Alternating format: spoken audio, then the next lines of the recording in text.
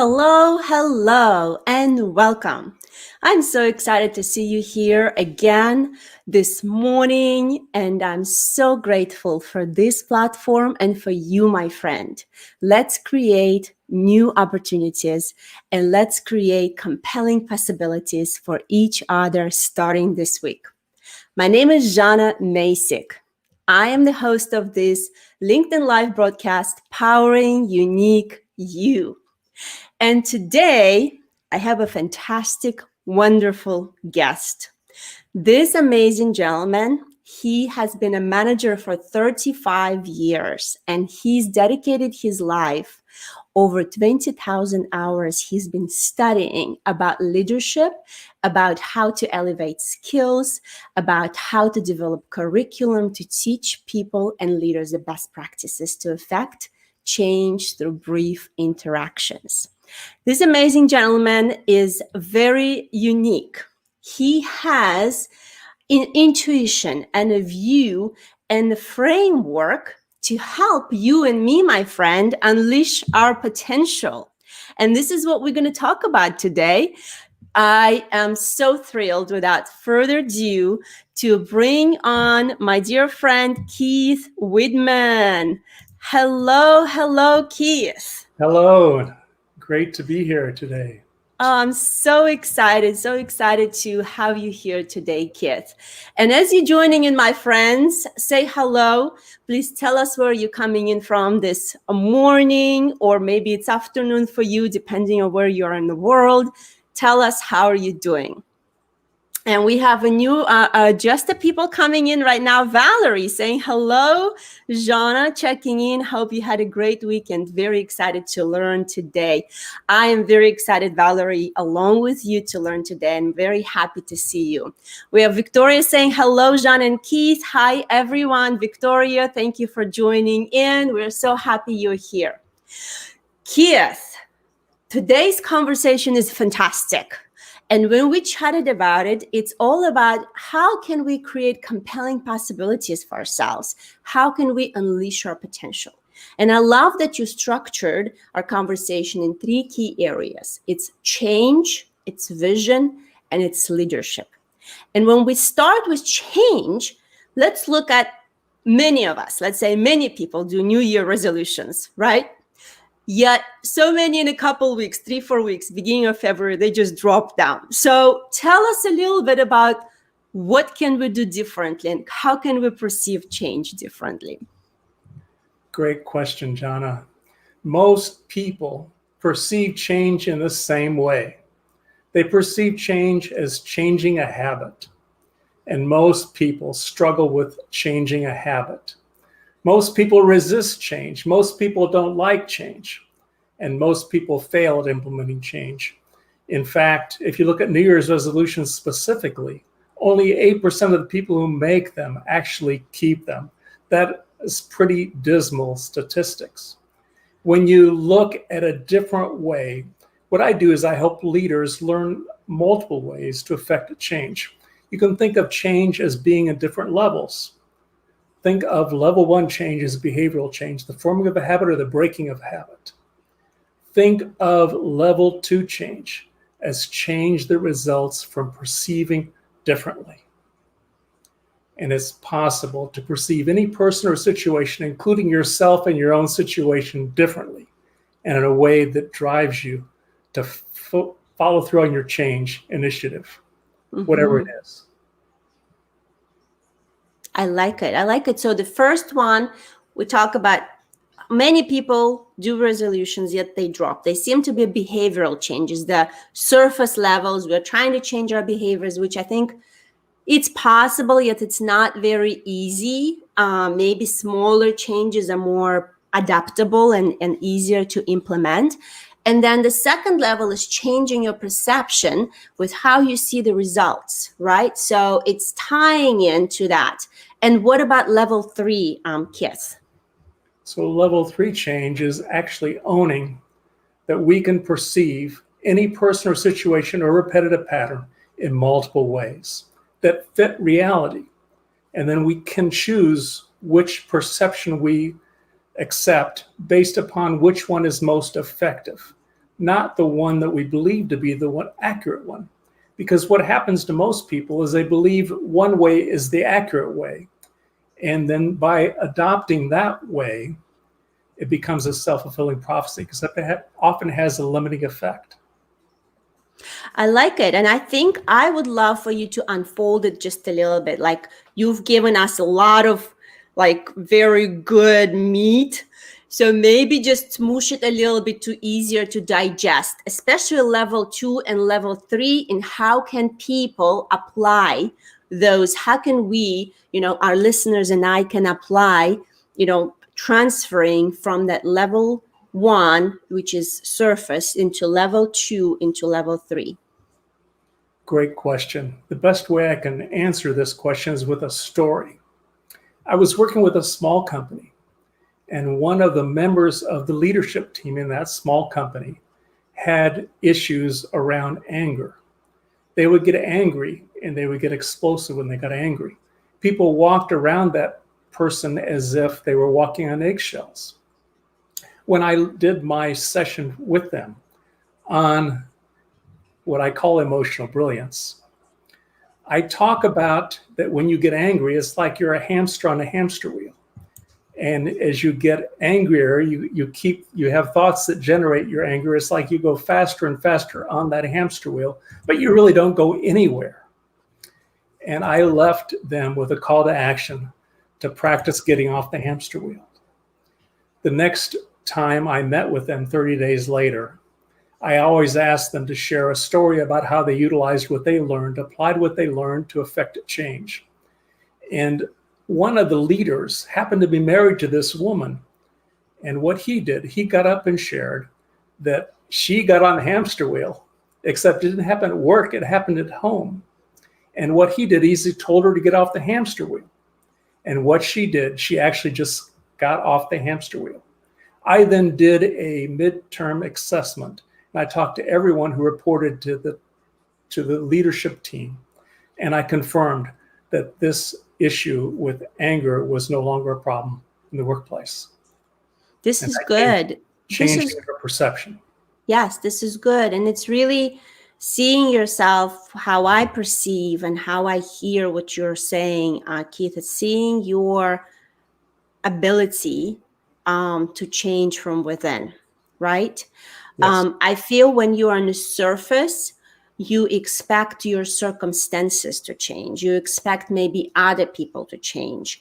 And when you go deeper on the level, you realize that it is your own vision of who you are and who others are sometimes keep you from the change that is necessary, right?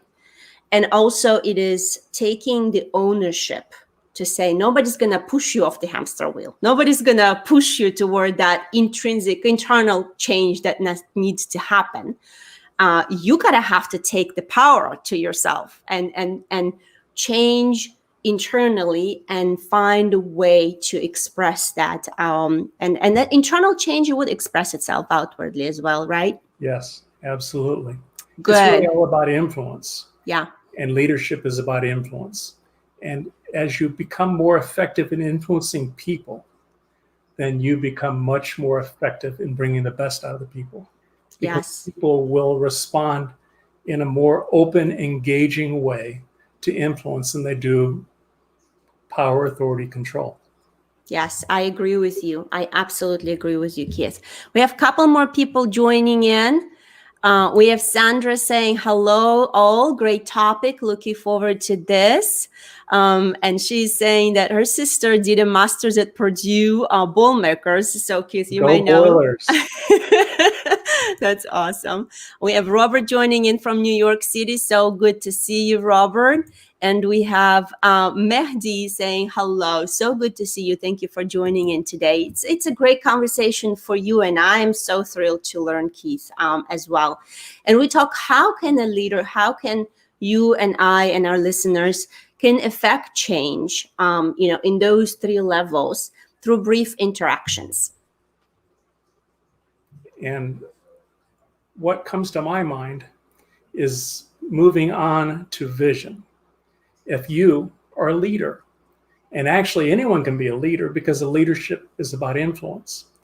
If you choose to influence people, I invite you to see people as compelling possibilities for the future and see yourself as someone who unleashes compelling possibilities for the future. When I look at you, Jenna, you're a great example of a compelling possibility for the future. And I love what you're doing because you're taking action to make that a reality. Thank you, Keith. And that's very exciting to me to see. Thank you. That's why I love to be on your show. It's so humbling. Thank you. It means a lot to me. And I agree. I think when we talk about compelling possibilities for the future, and we chatted briefly before we went live, we have so much outward circumstances right now, outward heaviness, outward unpredictability weighing on us, like almost like a thick fog around us, things that we cannot control, that can really put any of us into fear, into anxiety, into, I say, even depression, right? A lot of people are struggling with this mental health. And how can we, in these circumstances that are around us, surround us, that we cannot change, still see the compelling possibilities and still envision it for ourselves and for others?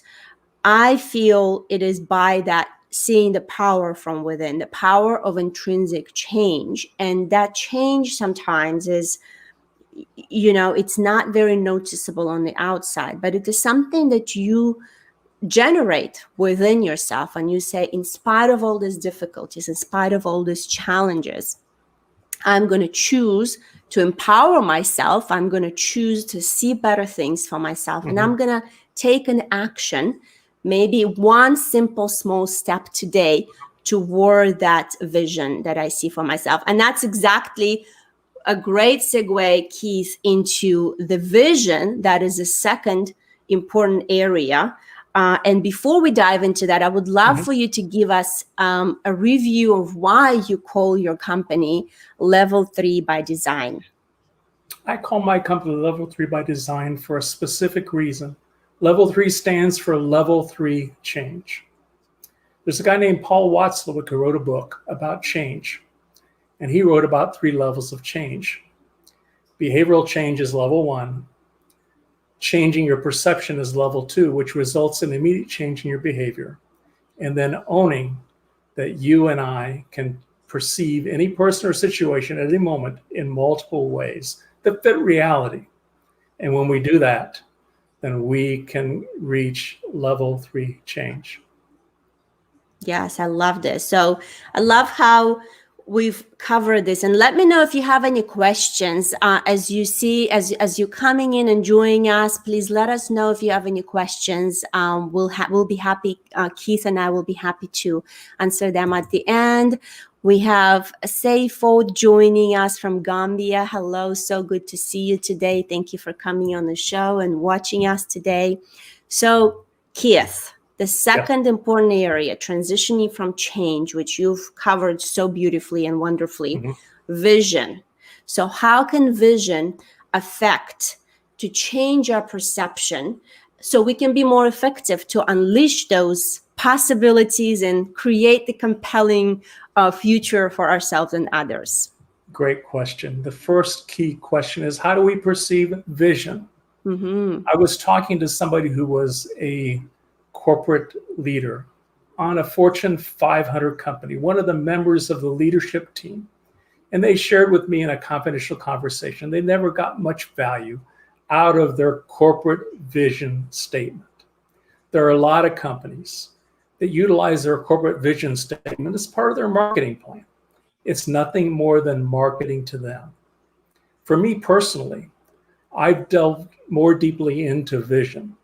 When you look at vision as something that's bold, noble, and compelling, and you add to that making a personal commitment to bring it into reality, and then taking massive daily action to bring it into reality, like you're doing with this show, Jenna, then you will notice that completely different result. And you focus on others instead of yourself. When you focus on others instead of yourself, then you can affect change in someone in one brief interaction. And each time you do that, even though you're not changing the world, you're changing one person for one moment in time in the world. And you do that enough, then you're practicing what I preach. And I believe you're practicing it already because you're reaching multiple people each week through these LinkedIn live broadcasts.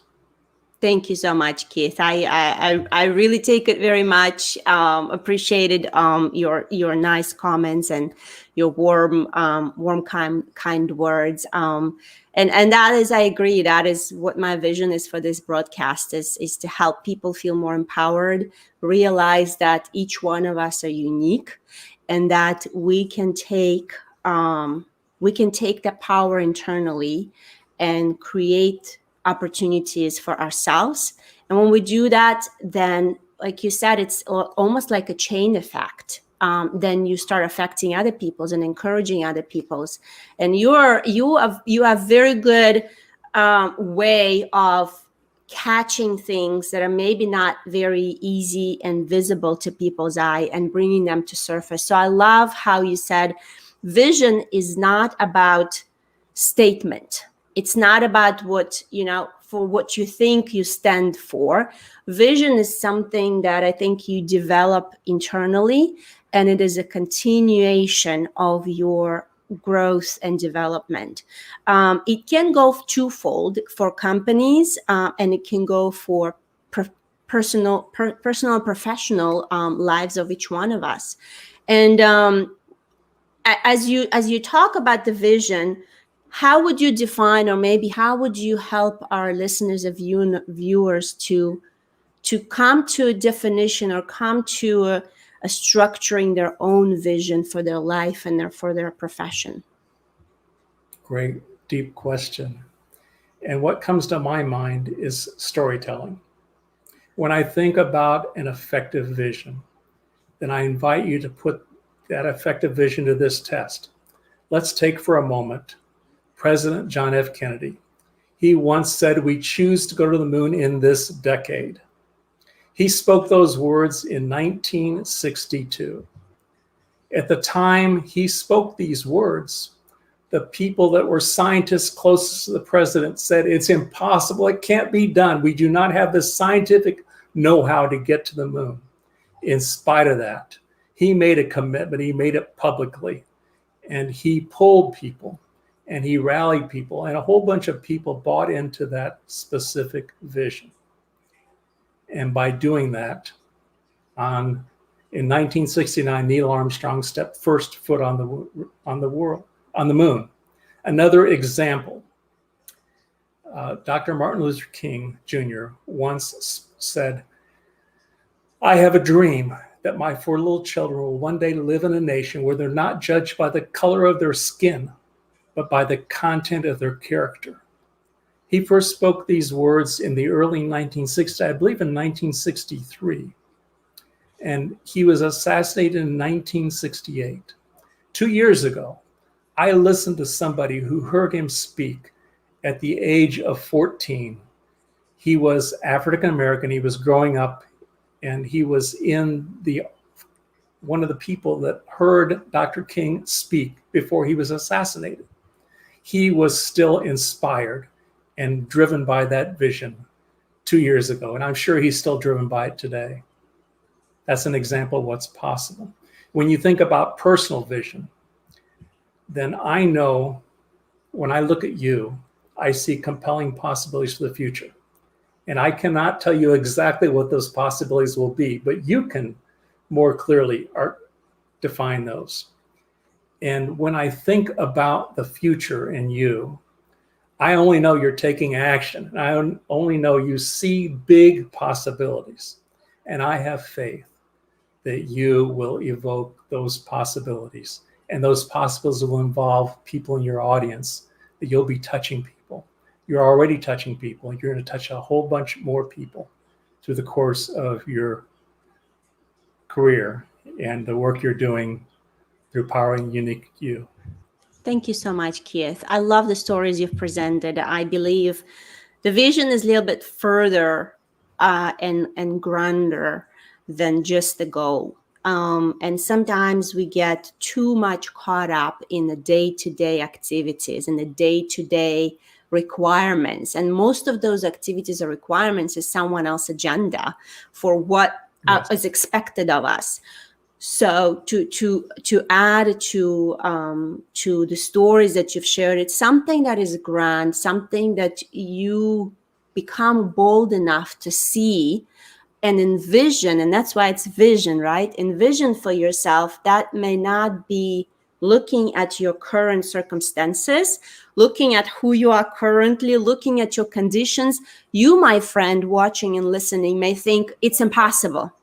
And in fact, your family members or your friends or your colleagues when you share your thoughts and vision for what you would love to see in the world and would love to see where you see yourself, they may say it's impossible. It's impossible. Don't even, just stick to your routine and just be on your hamster wheel, right? So I agree, Keith. It's a boldness to see, to start envisioning that, keep possibilities for yourself, and it's a boldness to also share them, because sometimes it's easier to keep them to yourself. But then when you share them openly, you keep yourself accountable to take those steps that you sometimes take, maybe without knowing what the next step may be, but just taking them by faith and knowing that you are growing, you're developing, you're moving toward what you want to achieve. So that is wonderful. Something up that I want to comment on. Yes. That is that we all have people in our life that doubt us. And they're going to say, oh, you can't do that. You're wasting your time. That's foolish. And we also have people in our life that believe in us, that see our potential. And it's the people that see our potential that we want to share our vision with, because they're going to rally behind us. They're going to become fans in our stands. Yes. And everybody wants fans in their stands. I once had a chance to effect change within Indiana's welfare system. It's how I got my start. And I will always remember Barb. Barb was somebody who was receiving public assistance, and she'd received public assistance for over a decade when I met her.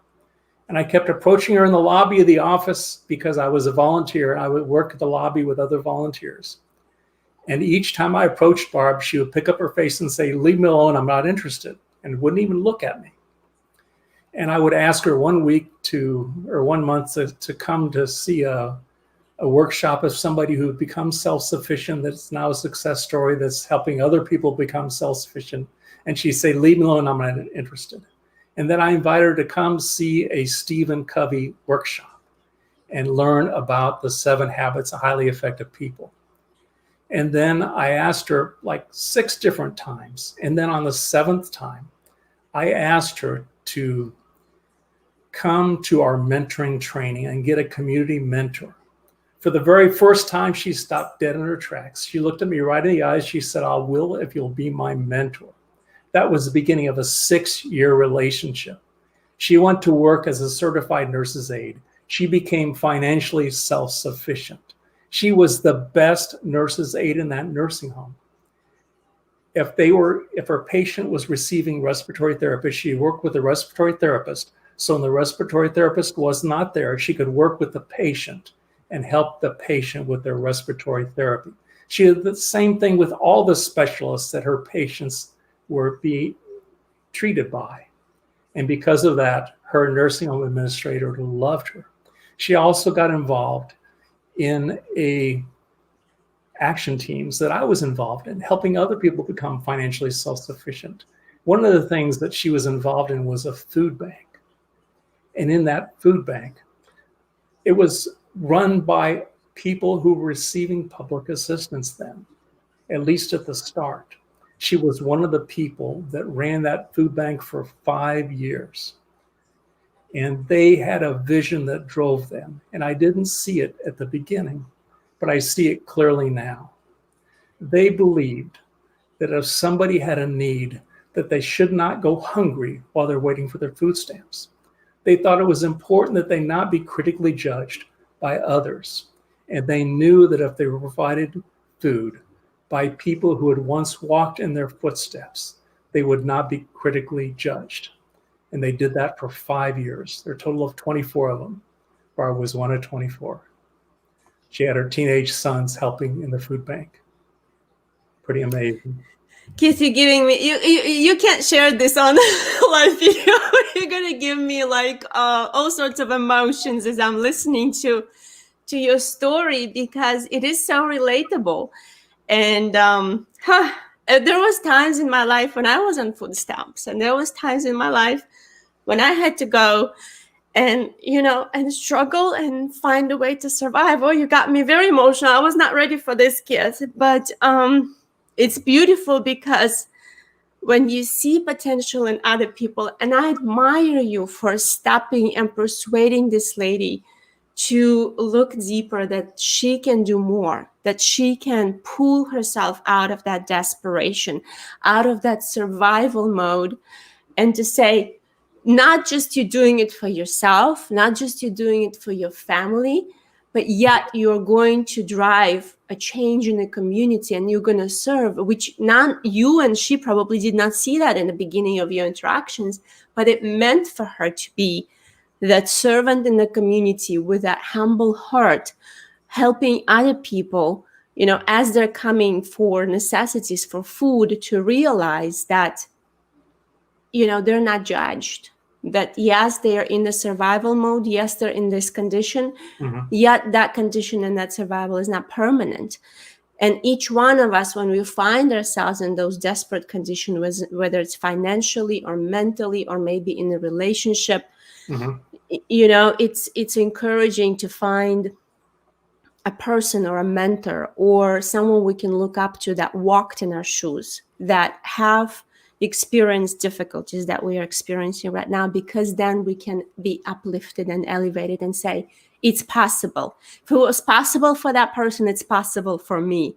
So yes. I believe that is the beauty of finding a way to help yourself and knowing that there is more. And it is a beauty in your story, in your sharing, in your heart, Keith, that knowing that potential in people and seeing that hidden potential in people and not giving up, even sometimes, like you explained, by their persistence, because she obviously did not want to listen to you, obviously did not want to follow, your advice. And you persisted, and you knew that she's meant for more, and there is more in her. You could see through that. You could help her to elevate her. I was actually able to see, because several years later we wrote a newspaper article about her, and it was published in the newspaper. And in that, she talked about how she used to see me. She used to see me as power, authority, control. I was the county director. I was the person in charge. She was afraid I would take her children from her. That was how she used to perceive me. And then that changed when she asked me to be her mentor. That's an example of how, when you affect change. And the other thing you shared, you shared something very personal with us. Thank you so much for sharing that, Jenna. It's not something easier for somebody to share. And yet there are people everywhere that have been through hard times. And if we would stop critically judging those that are going through hard times, then we could much more consistently lift people up like you're doing through this Power Unique You. Thank you so much, Keith. I appreciate your kind words. You've thrown too much kindness at me today. It's you got me emotional. I did not prepare for this, but I think it's all good because it shows that we are human, and that sometimes what's on the outside, you may see people. Like, you may look at me and you say, oh, this lady, she's doing shows, she's on live, she's this, she's that. You do not know, what's behind the scene. And I love that right. You've opened it to say that each one of us, we have the experiences and we have raw, maybe areas of our lives that sometimes we're working on healing, and sometimes they're not healed and we're not ready to open them. Yes. That when we change a perception of just seeing that outside, sometimes on the social media, everything is too shiny, and we think that every person has something they're dealing with, something difficult, and being open and genuine to know that we can connect on a deeper level. And I think that is another way of change and vision that Yes. affects us, giving us that connection that are more meaningful beyond the surface. It can lead to a tremendous effect. And before we go in, I want to say we have a couple people sharing their thoughts with us. Please do continue. We would love to see what you think about this very, very deep conversation I feel we're having today. Sandra saying, if one can cultivate and nurture a sense of curiosity, first requiring a mindset that acknowledges that I don't possess all best knowledge, and that others can add knowledge and value to what I possess, that opens so many doors for new possibilities. Sandra, this is beautifully said. I agree, and it adds up beautifully to what we've Yes. just talked about. Absolutely. We have Mehdi saying hello. Hello, Keith. He's in the Algerian desert. Mehdi, thank you so much for joining in today. Robert saying, love this, Keith. Those in our lives who support us become our fans. So true. And that's on what we covered about. And you suggested share your dreams, your visions, share your bigger aspirations with people that you know that's going to rally after you, that know that they're going to support you and uplift you.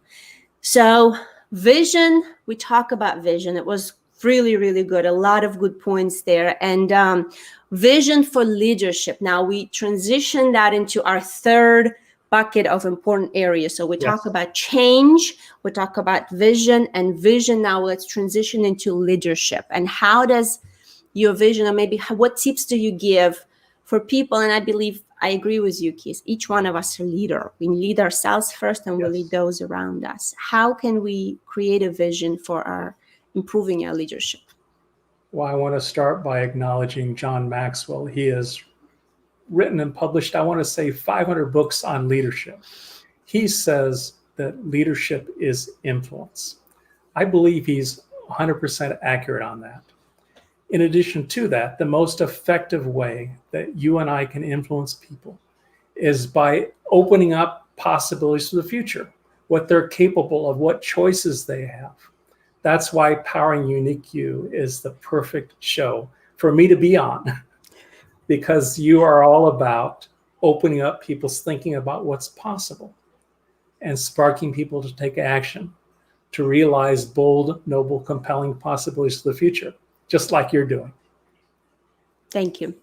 I agree. I agree with you. It is getting out of that shell. We started very beautifully with hamster wheel. Get yourself off that hamster wheel. When you're in the hamster wheel, all you see is that things in front of you. They're constantly just rotating, the needs, the survival, the requirements.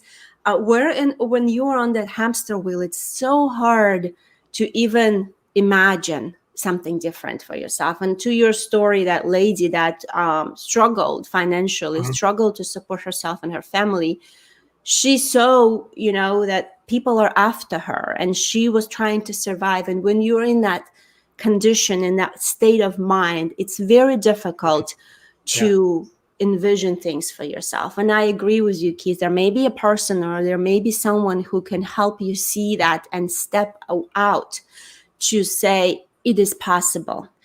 Just stop for a minute. Think about it, close your eyes, and think what can be possible. What can you become? And it's important step, and I believe it's necessary step for each one of us to take. And it is a continuum. I don't believe you just step out once and you're good to go for the rest of your life. It's a continuum growth and development opportunities. And how do you think, Keith, effective leadership involve continuous improvement process? And as we talk about continuum improving for ourselves and for our professions as well. So we're looking at you and I and everyone listening, everyone who's in the audience, elevating our skill to influence people. There's literally no limit as to how effective we can become. And it's not just people that receive help that we can change. It's people that are in the audience right here, right now. And it's you and I. And What I do typically is I invite people to reach out for the next 5 working days, because the next show will be on in a week. And what I do is I invite everyone who's in the audience to reach out to one person each day and give that one person sincere, positive feedback. Pay attention to how they respond to your feedback. If you can catch them face to face, fantastic. If you can't catch them face to face, then catch them on a Zoom. And if you can't catch them on a Zoom, then pick up the phone and give them a call. And pay attention to how they respond. Pay attention to their verbal response, and also pay attention to their nonverbal response, because you can actually make people shine with positive feedback when you give it sincerely and they let it in. And if you do that for the next 5 days, then you're on your journey. And there's no reason to stop at 5 days, other than you'll have another guest next week who's going to have another suggestion for your audience. That would be why they might want to stop. I love this. Keith, thank you so much for sharing this simple step. And I will take it to my heart on my action list. I believe this is how we can ignite seeing, for others to see good things in themselves. And sometimes right now, especially, the focus is so much on negativity outside of us, and sometimes we see so much negativity within, and we're so self-judgmental without even being aware of that. So taking that step is important. And I would add, find something good about yourself as you're giving this positive feedback to others. That's my little nuance to your call to action, Keith. Find something good about you to tap yourself on the shoulder and to say, I'm good. I've done this. I can be proud of this action. Or even by you delivering a positive feedback, you are already taking that action of spread a good, positive encouragement to others. Each time you give positive feedback to somebody and you affect them in a positive, uplifting way, you also generate positive emotions within yourself. I personally generate passion, joy, and self-fulfillment each time I give somebody sincere, positive feedback and they let it in. Positive emotions elevate performance, their performance and yours. It's a win-win. Every leader could benefit from doing this more.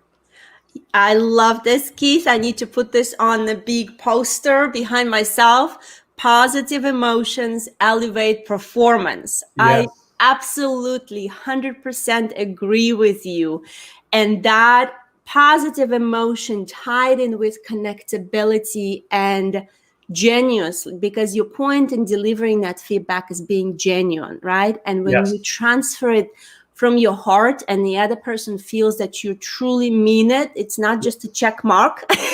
Exactly. But when you truly mean it, it's a dual, I agree, it's a dual exchange of energy, exchange of good positivity that can elevate performance and create possibilities in both you and the person you're giving feedback to. I love this. I absolutely admire this.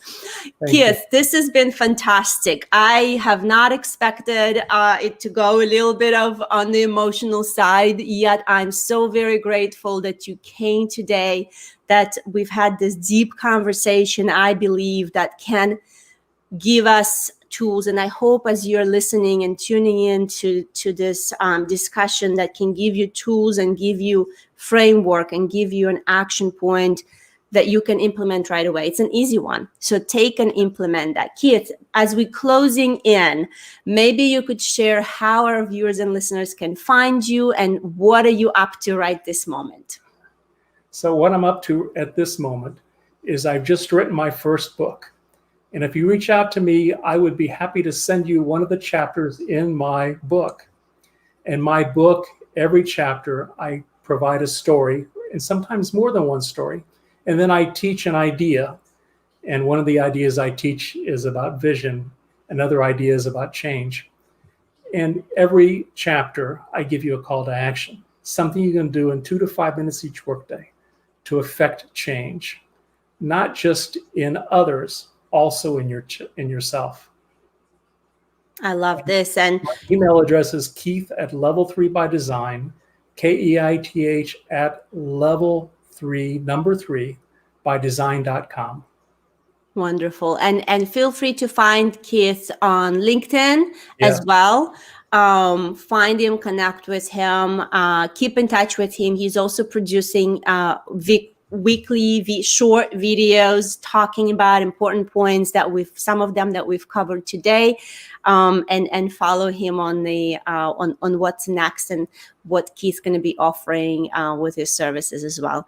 Well, Keith, thank you so much for coming today, for sharing so genuinely and so openly, inspiring us today to see possibilities, compelling possibilities for ourselves and for others, and create a bright future. And I want to acknowledge you because you allowed yourself to be vulnerable in front of your audience, and that's awesome. Kudos to you. Vulnerability is another way that we can change people's lives. You've been demonstrating that very effectively today. Thank you for doing that. Thank you so much, Keith. It's been my pleasure having you today. Thank you very much. Wow, wow, wow. What a episode. What a conversation. Sometimes when you open up to possibilities, things happen unexpectedly. Things happen unpredictably. And sometimes you may get uncomfortable about those things. And that is okay. And that is okay to be uncomfortable. And that is okay to maybe be a little bit scary.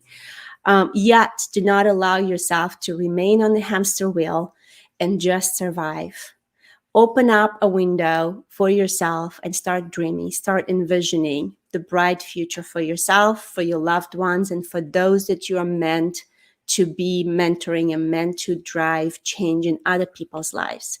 And I believe that when we do that collectively, and when we leave and grow to become to our true potential, to who we can become, and we develop, we can make change internally, and we can affect change externally in other people's lives. I'm so grateful for you joining me today. I'm so grateful for you giving us your time and your attention. I hope you have benefited from this conversation. I hope you've got a great takeaway, and go do your call to action for the week. Give some good feedback, wonderful feedback to those around you that affected you. Thank you so much, my friend, and I will see you again next week. Bye.